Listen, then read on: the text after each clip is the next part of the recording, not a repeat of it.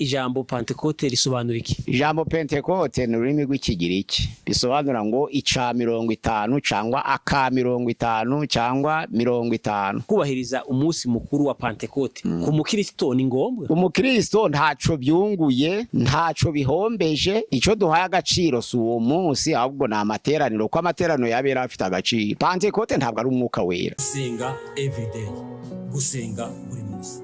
Nusenga uzanesha. Nunanigwa gusenga uzaneshwa. Senga. Reka ngusuhuze inshuti ya gusenga everyday, nizere ko mumeze neza mu musore mukuru mananje Manakiza Edouard, abari mu Rwanda, Shalom, abari mu Burundi, abari muri Kenya, abari muri Mozambique, Uganda, abari muri Congo, abari muri za Malawi, abari muri Afrika y'Amajepfo, abari muri Afrika, mwese mushobora kumva ikirundi n'ikinyarwanda n'ikinyamurenge n'ikinyabwisha, tubahaye ikaze kuri gusenga everyday ku mugabane w'Uburayi mu gukurikirana ibiganiro byacu. Tubahaye ikaze kuri gusenga everyday ku mugabane wa Amerika mu gukurikirana ibiganiro byacu. Tubahaye ikaze ku mugabane wa Oceania mu gukurikirana ibiganiro byacu. Tubahaye ikaze nko muri kamera za gusenga everyday. Turi kumwe na Pastor aho. Muraho neza. Amakuru yanyu? Turakomeye, turi bazima. Na Pentecote nziza tugiye kuyegereza. Pastor akoze. Pastor, mwatangira musuhuza abantu munasenga Imana.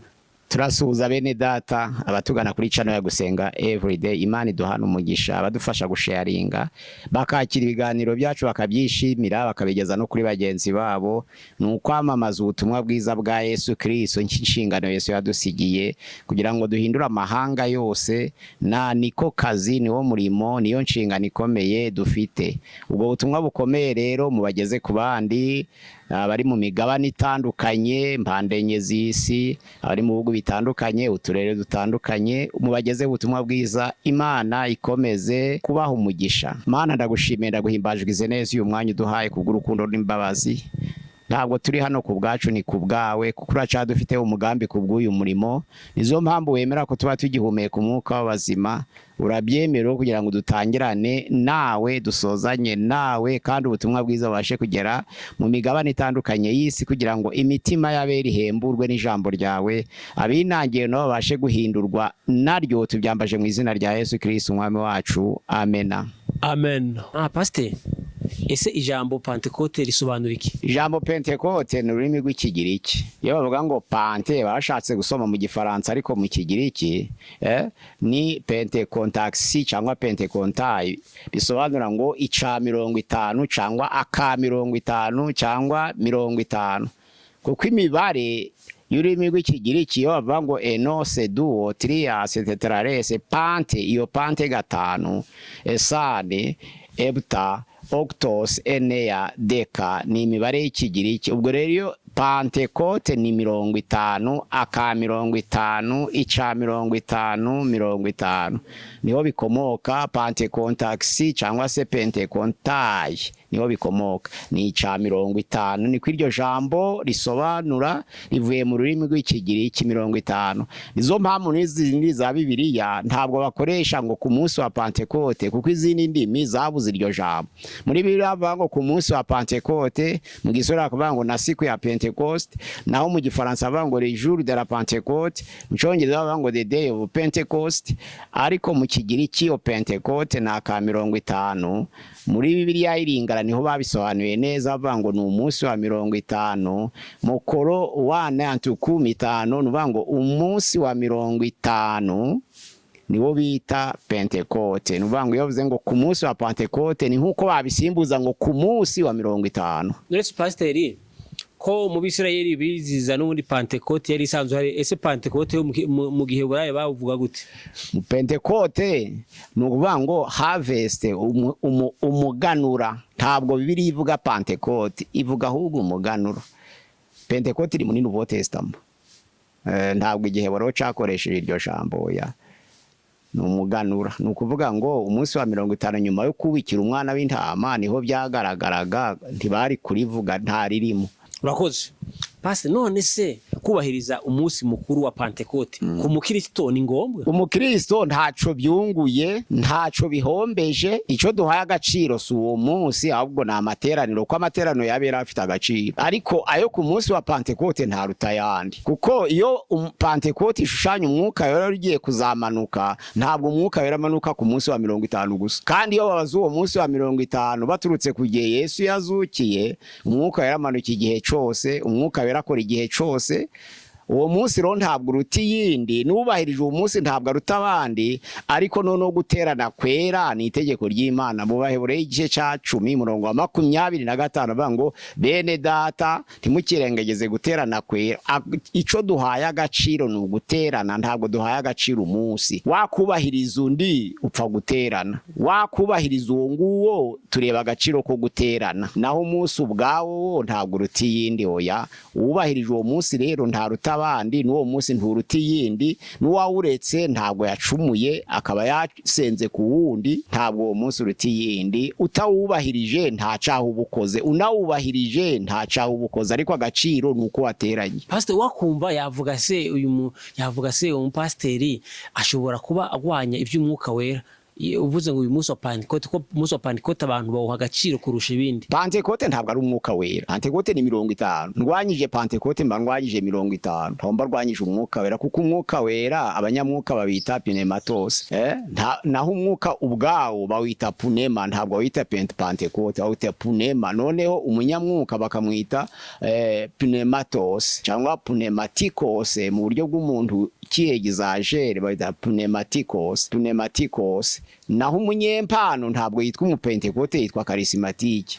Karismatos ni umunyempano, pneumatikos ni umunyamwuka, naho pneuma ni umwuka, naho Pentecote ni uguca 50. Si umwuka rero nto bihuye na Pentecote. Ni ngo Pentecote ni umunsi wa 50, umunsi wa 50. Abantu bamenye yuko Pentecote ari umunsi wa 50. Ariko uwo munsi wa 50 turutse ku munsi Yesu yazukiyeho, uwo munsi niho umwuka wera yamanutse, ariko ntabwo yamanutse ku munsi wa 50 gusa, yakomeje kuja amanuka. Noneho abantu cyo badatandukanya, ntibatandukanya Pentecote n'umwuka wera n'umunyempano. Oya, ntabwo babizi. Wabisobanura neza mu buryo abantu pneumatikos umunyamwuka na karismatos umunyempano. Noneho niho ijambo mu gifaransa karismatike ryakomotse. Abakarismatike ni abanyempano, ariko pneumatikos ni abanyamwuka. Yari mu bwinshi bavuga toyi, tose ni mu buke, toyi ni mu bwinshi. Ubwo Pentecote rero ni 50, kuko ivuye kuri pante kuvuga ngo Pentateke. Pentateke ni isandugu irimo imizingo 5 ibumbiye hamwe. None ya Pentecote bikaba umunsi wa 50. Birumvikanye neza. Pastor, Bibiliya ivuga ko Pentecote wari umunsi w'umuganura. Ni gute waje kubahirizwa n'umwuka wera?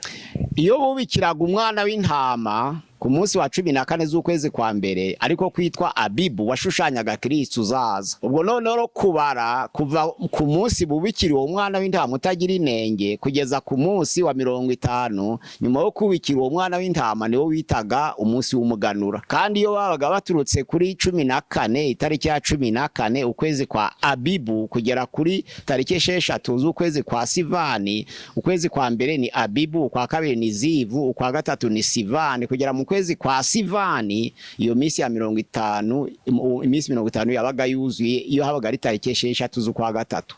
Ubwo rubango kuri 14 z'ukwa mbere kugera kuri 6 z'ukwa gatatu niyo misi yuzuye 50, bita umunsi wa 50 Pentecote. Ubwo rero bakamurika umuganura, ibyeze bya mbere niwo bitaga umuganura, nkuko byanditswe mu Balewi igice ca 23 murongo wa 16, no Gutegeka kwa kabiri 26 ku murongo waho wa 10, habaga ikintu c'umuhango w'umuganura w'Uwiteka, ariko ukaba ku munsi wa 50 nyuma yo kubikira umwana w'intama washushanyaga Kristo, nico gihe bitaga Pasika. Aha, pastor akoze pastor, ariko umwuka wera afite akamaro ki kwitorero? Umwuka wera afite akamaro kwitorero ko ntabwo itore ryabyawe n'umwuka. Ubundi kuvuga ngo itorero iryo zina ryaje nyuma yo kumanuka k'umwuka wera, nubanga umwuka wera yabyawe n'itorero. Ubwo noneho rero umwuka wera afite akamaro mu itorero kubera iki? Niwe wemeza ibyaha. Ntabwo abantu batahuye n'umwuka wera bava mu byaha, baba abanyedini ariko ntibahinduka, kuko igihindura ni umwuka wera.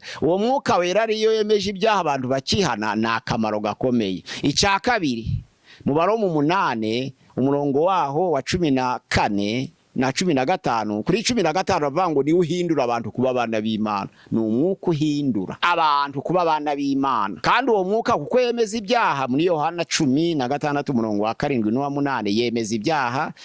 Abaroma 8 umurongo wa 15 agahindura abantu abana b'Imana. Ibyakoze biri mu gice cya mbere umurongo wa 8, none agatanga ubushobozi bwo kuba abagabo bo guhabya. Ijambo ry'Imana ravuga ngo muzaba abagabo bo kumpamya. Yohana 16 umurongo wa 7 uravuga ngo umwuka naza azabemeza ibyaha n'ibyo gukiranirwa n'iby'amateka. Nuvuga ngo abemeza ibyaha muhinduke. Noneho rero Abaroma 8 umurongo wa 15 arahindura, ni uhindura kuba abana b'Imana, akadutakisha ati Aba Data. Ibyakozwe 1:8 muzahabwa imbaraga umwuka wera nabamanukira, nibwo muzaba abagabo bo kumpamya i Yerusalemu, i Samariya, i Yudaya kugeza ku mpera y'isi. Ni ukuvuga ngo kubera imbaraga z'umwuka wera zihesha abantu kuba abahamya bo guhamya ibya Kristo bifite akamaro. Kwemera ibyaha ukihana bifite akamaro. Noneho guhinduka umwana w'Imana nico kituzana. Ikindi noneho kuba abagabo bo guhamya Kristo kubw'umwuka wera bifite akamaro. Pase, muri iki gihe twegereje Pentecote, ese ko abantu muri iki gihe abantu bashidikanya ku bijanye n'umwuka wera n'ibijanye n'impano, bamwe banasigaye babisuzugura n'iki? Pase, nk'umuntu w'umusaza urivuga hiki? Ntababisuzugura, kandi abantu batekereza ko abatabyemera ari babisuzugura, ariko n'ababyigana batabifite niko kubisuzugura kurutako. Hari abavuga ngo ntitubishaka, ntibinabaho. Ego, bakavuga ngo ibyo bitangaza n'izo mpano byari iby'ikinyejana cya mbere. Ego. Bagatangira impamvu. Ego. Ati mu kinyejana cya mbere abantu bakoraga ibitangaza bagakiza abarwayi. Nibyo. Ego. Nubu baracabakiza. Ego. Ariko mu kinyejana cya mbere bazuraga n'abapfuye. Ego. Yesu yazuye Lazaro, Pawulo azura Utuko, Petero azura Dorokasi. Biragaragara mu maso y'abantu, ariko bishirana n'ikinyejana cya mbere. Ego. Amadini amwe ravuga ngo ibyo bitangaza n'izo mpano bigahagarukiye aho. Abandi bakavuga ati bo Yesu ko yarari ni kwa ari uyu munsi wa none kandi ni kwa azahoraho iteka ryose, ibyo bitangaza bihoraho. Bati ngaho ni muzuru umuntu nka Petero turebe. Bikabananira.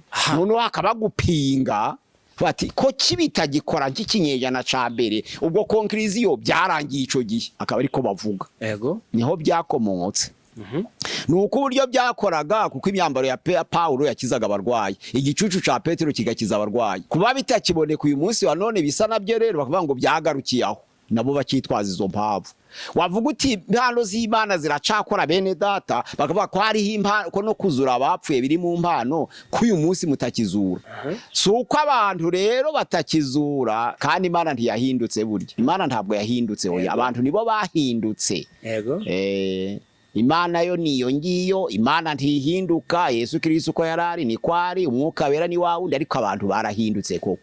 Pase, ko Yesu yavuze ngo nihagira nimunyizera ibi bitangaza mubona nkora nango muzakora, ndetse muzakora n'ibirenze. Noneho muri iki gihe ibyo izo mpano zo kuzura abapfuye zikaba zitarimo ziragaragara.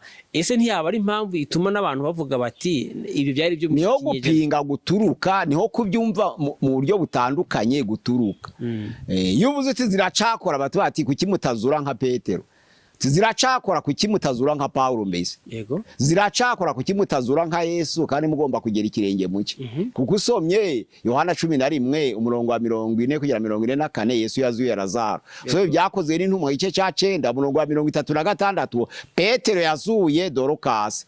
ariko ibyakoze n'intumwa 20 umurongo wa mbere kugeza kwa 7 Pawulo yazuye utuku kuki mutagikora ibyo ubwo none kubyumva mu buryo butandukanye akabiriyo ituma haba amacakubiri ariko sabo gusa hari n'ababyigana bitabariho none yego abantu bavyigana nabo urabavuga hiki abo nabo ni kimwe nabo batabyemera ariko nangwa no kutabyemera kuruta kubyigana gute pastor umuntu yavyigana akavuga mu ndimi zitamurimo uvuze ururimi indimi zo ziriganwa buri gihe yego no guhanura iby'Imana itakweretse Bibiliya irabyemera yego irabyemera iremera ko umuntu ashobora guhanura irabyemera ko hari abahanura bigana Bibiliya ntabwo byemera ahubwo Bibiliya avuga yuko hari abantu oya ndivuga ngo irabyemera iravuga ngo hari abantu bahanura bigana yego ntabwo ibihakanya no kuvuga ngo Bibiliya no kuvuga ngo ivuze ngo iravyemera no kuvuga ngo iremera ko ibyo bintu ari ukuri oya ntabwo ari uko ntawe bihuye Bibiliya yemera ko hari abantu bigana Bibiliya iremera ko hari abantu bigana yego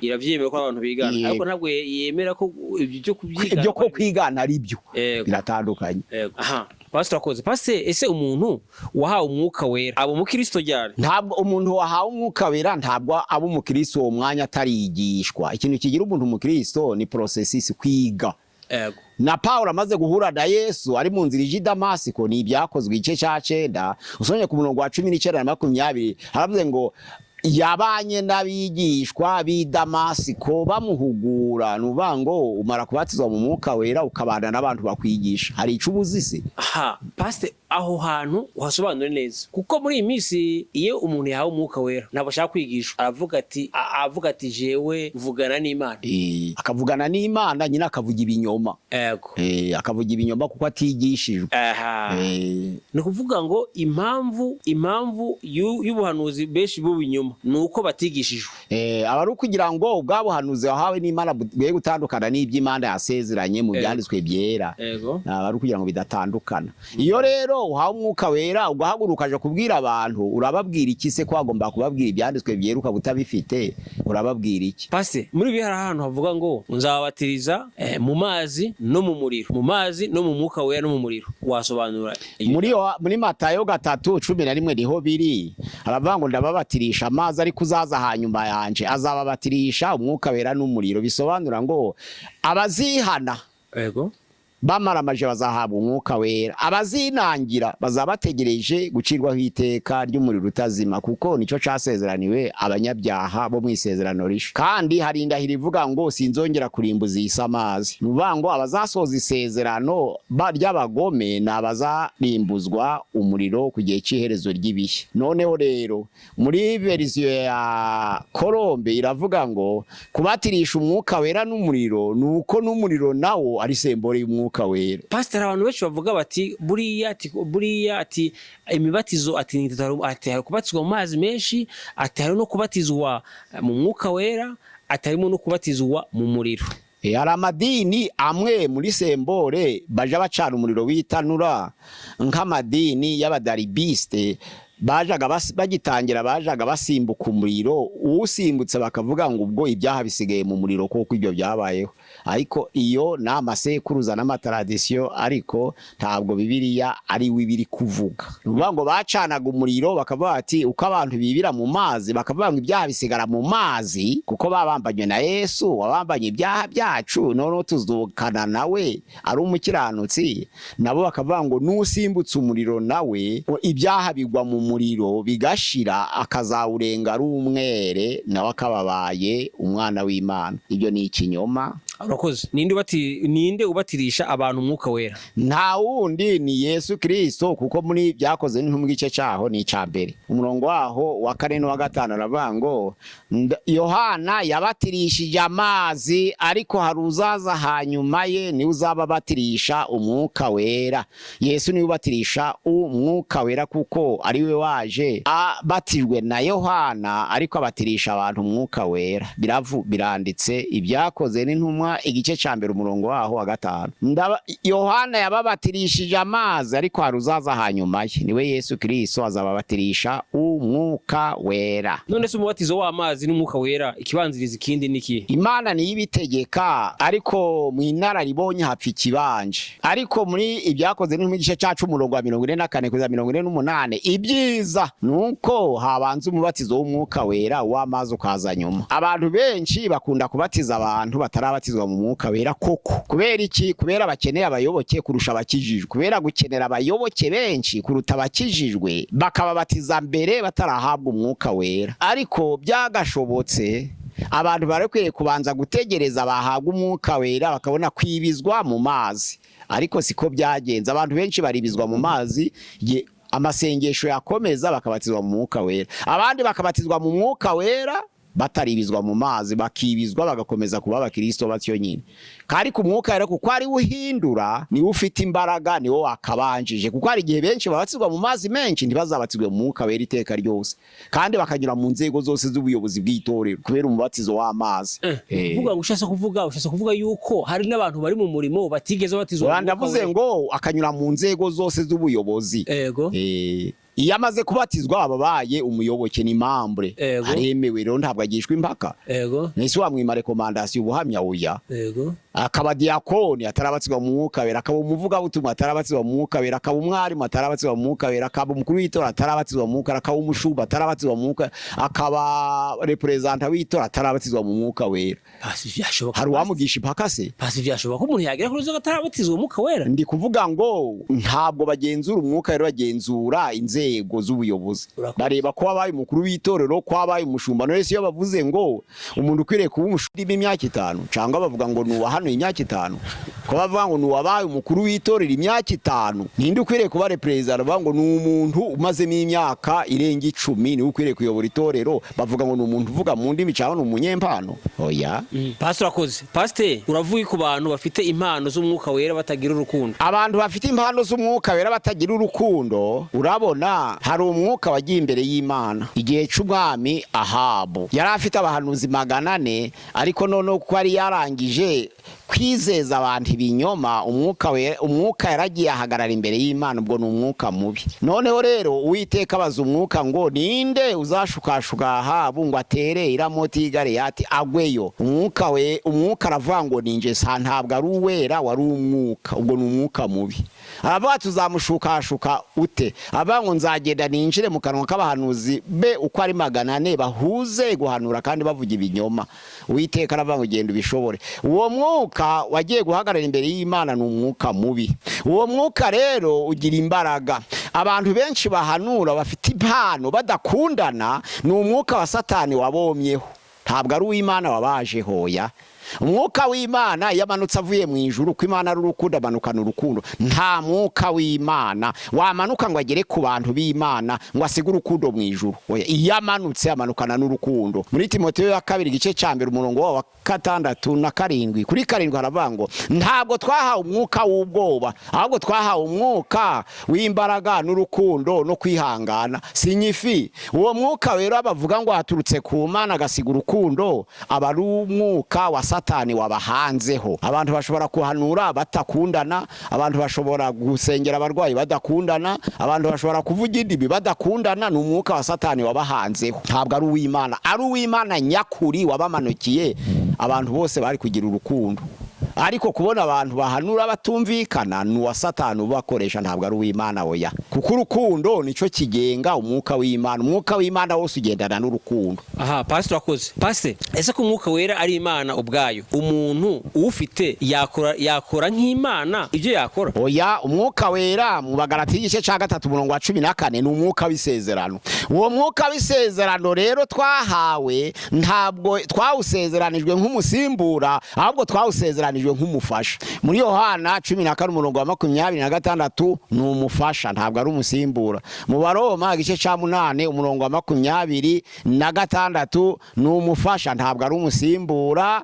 Ni kijambo ry'Imana rivuga ngo uwo mufasha rero naza azabigisha, ariko ntazabasimbura. Azabigisha ariko ntabwo azabasimbura. Sinyifi ntabwo umuntu ufite umwuka wera yakora nk'iby'Imana, kuko Imana idusezeranya umwuka wera nk'umufasha, ntabwo idusezeranya umwuka wera nk'umusimbura. Nizo mpamvu n'abafite umwuka wera bakenera gutegura, abafite umwuka wera bakenera amahugurwa, abafite umwuka wera bakenera kwiga, abafite umwuka wera bakenera kugirana inama, abafite umwuka wera bakenera byinshi byo gukora mu itorero ry'Imana.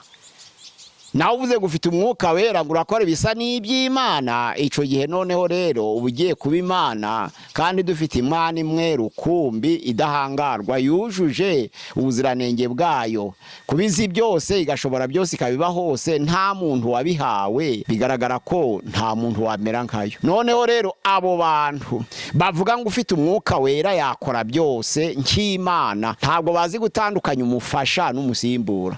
Pastor akoze. Pastor tugana ku musozo. Ese hari ico umuntu yasabwa kugira ngo ahabwe umwuka wera? Ni kirekire. Ibyakoze no mu gice cya 237 na 38 haravuga ngo bumvise ayo magambo bibacumita mu mitima, bumvaga amagambo aturutse ku ntumwa na Petero. Noneho baza Petero n'izindi ati bagabo bene data tugire dute? Petero avuga ngo mwihane umuntu wese abatizwe mu mwuka wera, kuko isezerano ari iry'Imana. Nuvuga ngo urabatizwa mu izina rya Yesu uhabwa ingabire y'umwuka wera, kubera isezerano ari iry'Imana. Kwihana ico cambere kibanza. Iyo wihanye uba uri mu rugendo rwo guhabwa umwuka wera. Mwihane umuntu wese abatizwe mu izina rya Yesu kugira ngo muhabwe ingabire y'umwuka wera kubw'isezerano ry'Imana. Cyo ni icambere umuntu agomba kuzuza niba ashaka guhabwa umwuka wera, ni ukwihana akareka ibyaha. Icya kabiri agomba kwirekura. Timoteyo ya mbere igice cya 14 haravuga ngo ntukirengagize impano ikurimo ariyo waheshejwe n'ibyahanuwe ubwo arambikagaho ibiganza n'abakuru.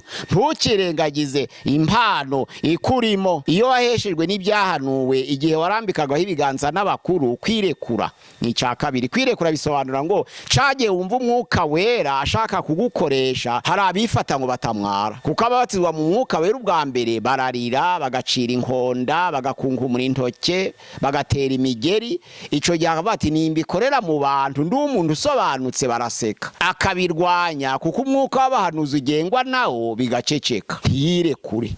Ariko Paulo aravuga ngo ntukirengagize impano ikurimo cagiye kubyuka, warayiheshejwe n'ibyahanuwe, wahayihawe cagiye warambikagaho ibiganza n'abakuru we kuyirengagiza. Nibyo bigiye kuza birekure bize. Ariko ndakavuga ati ni ingarama mu bantu biragenda bite? Ntibaraseka. Nindira mu bantu ntibaraseka, akabifata rimwe na rimwe agasega ngo ntibimubeho. Nico gituma kwirekura naco ni ingenzi. Ica gatatu noneho rero gisabwa uwo muntu ukeneye guhabwa umwuka wera kwizera. Muri Mariko igice cya 9:23 aravuga ngo byose birashoboka kubize. Ariko igice cya 16 umurongo waho wa 16 aravuga ngo ariko uwizera akabatizwa azakizwa, ariko utizera azacirwaho iteka. Uwizera wese akabatizwa azakizwa, ariko utizera azacirwaho iteka. Kandi hari ibimenyetso bigumana n'abizera ngo ngibi: bazarambika ibiganza ku barwayi, bazavuga indimi, bazanywa n'ikintu cica, bazakora ibitangaza,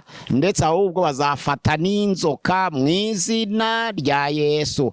Ibyo bikakubaho atari intego, kuko niba ijambo ry'Imana rivuga ngo uwizera azaherekezwa n'ibimenyetso bigumana n'abizera, azafata inzoka, ntabwo wayikinisha uyisanga mu shamba ngo ugire ngo irakubabarira cyangwa Imana irakora ibitangaza. Kuko icyo gihe warizeye ariko wakoresheje Imana uyishiramo, wakoranye n'Imana uyitega imitego. Kuvuga ngo tuzanywa n'ikintu cica ntaco kizadutwara, ukarya ibitaribwa ubizi, cyangwa se ukatega n'umurozi ngo ngaho ndoga ndebe ko birafata. Icyo gihe ni ukwizera ariko warangije gutega Imana imitego. Kuba rero tuzafata inzoka si ukuyisanga mu nzira ngo uyihereze urutoke, icyo gihe izakuruma pe kandi uzapfa. Ariko cagiye kurumye utabizi, ni icyo gihe Imana ikora ibitangaza. Ariko kuyishira ni ukwiyahura.